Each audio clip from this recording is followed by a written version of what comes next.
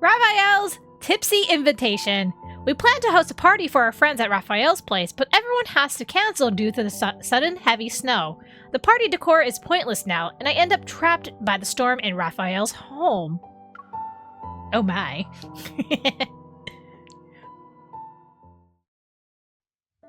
Due to the blizzard, some roads are under traffic control and temporarily closed. Snow piles up under the windowsill, and the double-pane window keeps the howling wind at bay, unable to pierce the house's warmth. The news report continues to stress the severity of the heavy snowfall and advises citizens to stay where they are. I sit on the floor before the couch.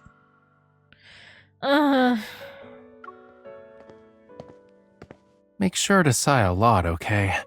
Only your carbon dioxide can fight against this frigid air. Taking the warm milk from Rafayel, I look up at him. I barely hide my disappointment as I down the drink in one go. We went through all the trouble of decorating the living room for the party. It was all for nothing, and now the blizzard has us trapped here. You make it sound like my home is some sort of prison. Rafayel bends down, ruffling my hair with a hint of resignation in his voice. I know it sucks when things don't meet your expectations, but who knows how long this blizzard will last? If you keep this up, you're gonna waste your vacation.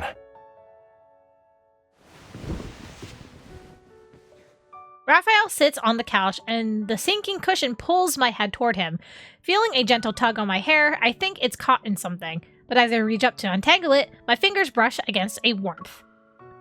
Out of the corner of my eye, Rafayel twirls a lock of my hair that's fallen onto his knee. Unlike me, he doesn't seem to be bored. He actually seems to be enjoying the tranquility. Don't tell me I was the only one excited about the party. Who says I wasn't? It could have been worse, though. A party can't be considered a failure just because there aren't a lot of people. We have each other, yeah? Just you and me. Even though it sucks, we should stick to the plan. The party's about to start. Is our guest planning to join in on the fun? It's not impossible. Let me get off the floor first. And can you let go of my hair? Sure. But could you let go of my hand first? Oh. Drinks? Drinks? The lights in the room dim. The cozy atmosphere enhances the tantalizing aroma of cake and the red wine wafting through the air. Can this really be a party when it's only us? You're right. It's a date then. Those are two different things. Rafayel slides the freshly cut piece of cake to me, then hands me a glass of fine wine. He raises his glass in my direction. Here's to our revelry amidst the snow. Dates, revelry, anyone would think it's all fun and games. There's no one else, so I can say whatever I want. Who's gonna stop me? Or do you have a better idea? Oh, I could think of so many better ideas. Not really. You should do whatever makes you happy. Our glasses clink together, and Rafayel and I share a knowing smile. The slightly cold wine slides down my throat and sneaks into my body like a cunning breeze. The merriment around me seems even more vivid. I had a feeling you've been in a good mood for a while. Am I wrong? Is it obvious? You know, I'm even happier now than I was a moment ago.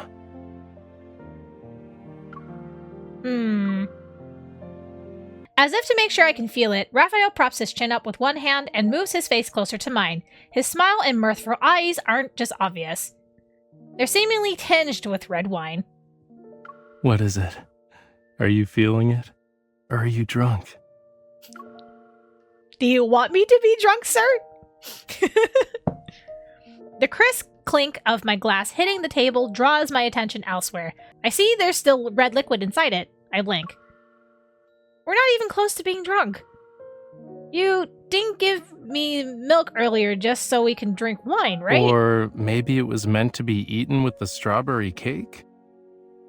You're not saying I'm some kind of mastermind who could control the weather, are you? Well, not quite that omnipotent. Carefree, Raphael chuckles and lazily taps the glass. Hold off on the alcohol for now. Didn't you prepare a lot of party games? Shouldn't we play first? They're meant to be played with a lot of people. I've also practiced my dance moves. What kind of dance moves? Raphael walks over to the sound system and the song starts playing. A soothing piano melody fills the air as he extends a hand toward me. It's an invitation to dance. Want to tell me who you practice dancing with? My coat rack at home.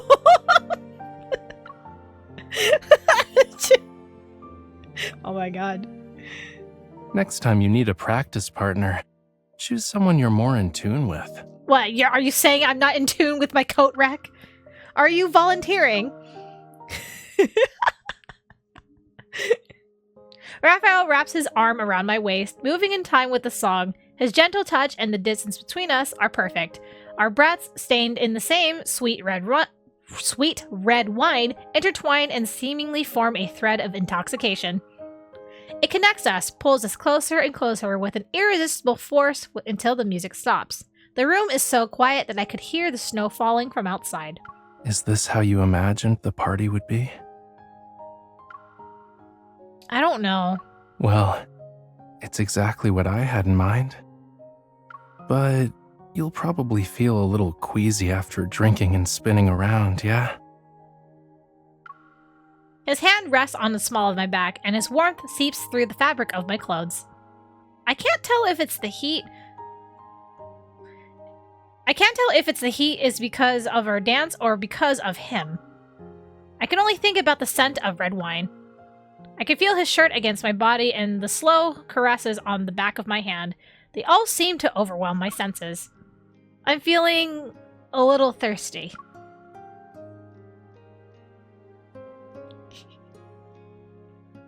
Raphael leads me to the window and starts rummaging through the mini fridge stocked with various refreshments. What do you want to drink? There's some sweet stuff. Or maybe you want something light? Oh, I see sparkling water here. How about you mix me one of your special drinks? I remember we've stocked up on plenty of cocktail ingredients. Raphael glances at me, a teasing smile on his lips as he tilts his head. My dear guest, alcohol isn't going to make you less thirsty. You'll just be more drunk. Then make me something that's refreshing and won't get me drunk, please. If you insist. Okay, I'll do my best. Give me a moment. Raphael grabs 2 glass bottles, gives them a once-over, and pours their contents into a shaker. He scoops up some ice cubes from the ice bucket and adds them in. He closes the shaker and gives it a good shake. In just a matter of seconds, a colorful icy beverage appears before me. What's this? It's sparkling fruit juice. And the best part? It quenches your thirst without getting you drunk. The bad news is there's no alcohol. I ordered a cocktail. If there's no alcohol, then what's the point? Sorry. The bartender here plays it by ear. What, you're not going to enjoy a mocktail, MC? Come on. Raphael places a hand over his chest, leaning slightly forward to look apologetic. All the while, he wears a smile that's clearly for the spectacle. Seeing as how you're genuinely sorry, I guess I can taste it first. Well, is it to your liking? As I sip the cocktail to quench my thirst, I notice he's still standing there, unmoving. I decide to play along with him. While it's delicious, it's still not what I ordered. If you can't make me another drink, you need to compensate me in a way that makes me happy. Pretending to be angry, I press my finger against Raphael's chest, pushing him back until he stumbles into a chair. Sighing, Raphael nudges a present away with his foot. He holds my hand and gives me a troubled look. How should I make it up to you, my dear customer? Well... Holding back a smile, I take the ribbons strewn over the back of the chair. I circle around him, sizing him up. After a few laps, the ribbon is loosely wrapped around Raphael. Its vibrant red hue is darker than the red wine from earlier. The lingering tension becomes tangible, spreading from him to my hand. I want you. I decided I choose you. Go, Raphael, go! Defeat Pikachu! No, I'm kidding. Raphael pauses for a moment and then softly chuckles. His gaze follows the ribbon to my hand. Our eyes meet. All right. Consider it compensation. I'm yours for the taking. Why do I feel like I'm walking into a trap? I can't blindly accept this gift. The ribbon falls onto Rafayel, but because I denied him, an invisible tension grabs him. A strange playfulness is ignited in his gaze, like he's about to pounce. You haven't even started unwrapping me. Am I going to be thrown away just like that? Yes. Oh, but I've seen this gift before. I don't need to unwrap it to know what it is. Really? You think you have me all figured out, do you? Before Pandora's box was opened, no one knew if it held miracles or catastrophes. Or maybe you're just too much of a coward to accept this big surprise.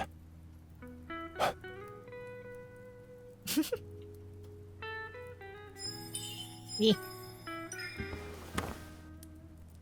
You're quite meticulous. Is something wrong? You don't need to be worried. Even if you can't return it, there's still a lifetime warranty. A lifetime warranty? How does that even work? Worried about breaking me? I'm not that fragile. Anything I give to you must be perfect. Even the tiniest of flaws is unacceptable. Are you still concerned? I'm down for a slow, thorough inspection. Oh, yes. We'll be very thorough. Don't worry. We'll be very, very, very thorough.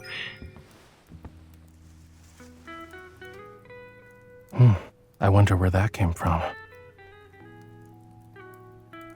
Eat. Always full of surprises, huh? You're good at catching people off guard.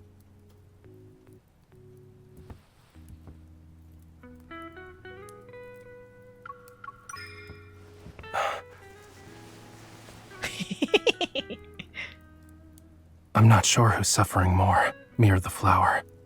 He's gone so red. Can't you be a little more gentle? No. Never mind. I should give you detailed instructions later. All right, that's enough. I'll let you off the hook. Let me untie this. Oops. Oop. Huh? When did you untie yourself? You know, there are plenty of old escape techniques on the internet. This is good. I'll give you a present. Oh? What kind of present? What kind of present?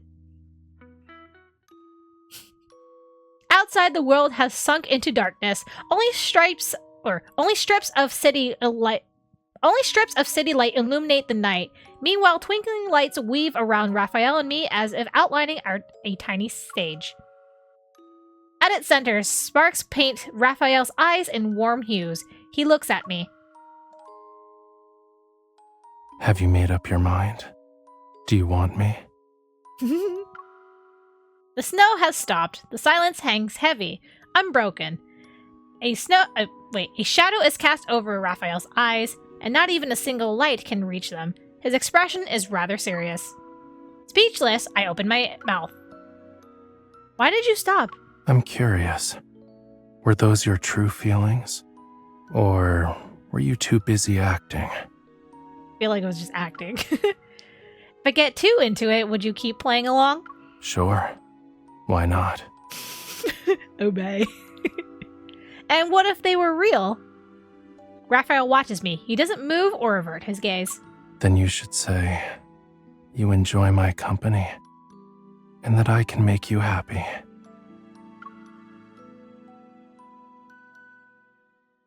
Duh. And that was Rafayel's Tipsy Invitation. I hope you guys enjoyed. If you are looking for more memories, make sure to check out the YouTube channel. I'll see you guys in the next video. Bye-bye!